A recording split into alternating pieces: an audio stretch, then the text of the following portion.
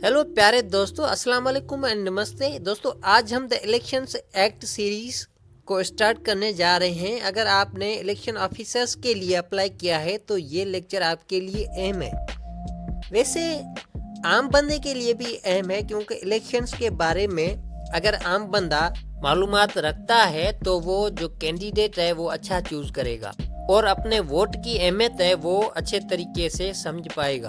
तो आए दोस्तों, बगैर किसी देर के हम स्टार्ट करते हैं द इलेक्शंस एक्ट 2K17 को।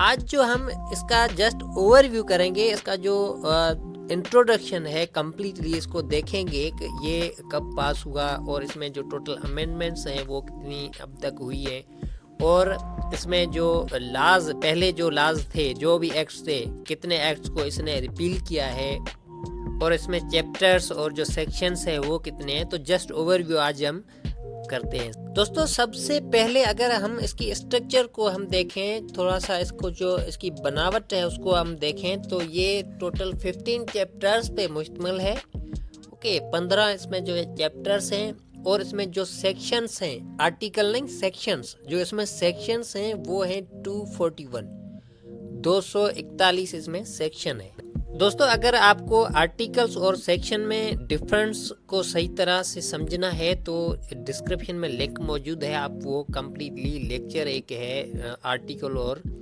जो सेक्शन है उसमें डिफरेंस पे, वो आप देख सकते हैं। दोस्तों ये इसके जो इलेक्शंस बिल है उसको पास करने की टाइमलाइन है। तो ये पार्लियामेंट से पास होकर सेनेट और नेशनल असेंबली से जो अक्टूबर 2 है उस पर the president of the Pakistan उस पर जो है साइन किया, उसको असेंट किया है। उसके बाद जो है ये एक्ट में चेंज हो गया है। पहले था इलेक्शन बिल, उसके बाद ये द इलेक्शंस एक्ट 2K17 के नाम से लॉ में चेंज हो गया है। दोस्तों कोई भी बिल जब उस पर प्रेसिडेंट साइन करता है, उसको असेंट करता है, उसके बाद ही कानून वो बनता है, उसके बाद ही वो जो है वो एक्ट बनता है। तो ये अक्टूबर 2K17 के बाद द इलेक्शंस एक्ट की शक्ल अख्तियार की है। उससे पहले वो बिल था, वो एक्ट नहीं था, और अक्टूबर 2 के बाद वो इलेक्शंस एक्ट हो गया है, क्योंकि ये अब जो है इन्फोर्सेबल है। दोस्तों अब आ जाते हैं अमेंडमेंट्स पे। तो आज तक ये वीडियो बनाने तक द इलेक्शंस एक्ट 2K17 में जो अमेंडमेंट्स हुई हैं, जो तरामीम हुई हैं, वो 2 हुई हैं। दोनों तरामीम 2K17 में हुई हैं। उसी साल वो अमेंडमेंट्स हुई हैं जिस साल ये द इलेक्शंस एक्ट पास हुआ, असेंट हुआ प्रेसिडेंट की तरफ से। एक अमेंडमेंट अक्टूबर में और दूसरी नवंबर 2K17 में हुई। दोस्तों इलेक्शन ऑफिसर की टेस्ट में ये भी क्वेश्चन आ सकता है कि उसमें जो है टोटल अमेंडमेंट्स कितनी हुई है, या ये भी क्वेश्चन आ सकता है कि प्रेसिडेंट साहब ने इस बिल को असेंट किस दिन पे किया।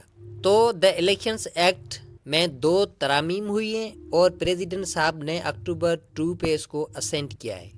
दोस्तों अब ये अहम बात है कि द इलेक्शंस एक्ट आने के बाद ये जो पहले 8 लाज थे, ये अब वो लाज उस नाम से नहीं रहे।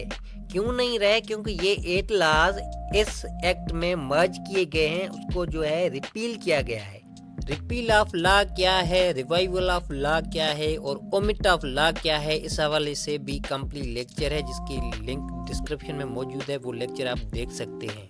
तो नियर्स एंड डियर्स ये भी क्वेश्चन आ सकता है कि इलेक्शंस एक्ट कितने लॉज को रिपील करता है, कितने एक्ट्स को रिपील करता है, तो आंसर आएगा 8।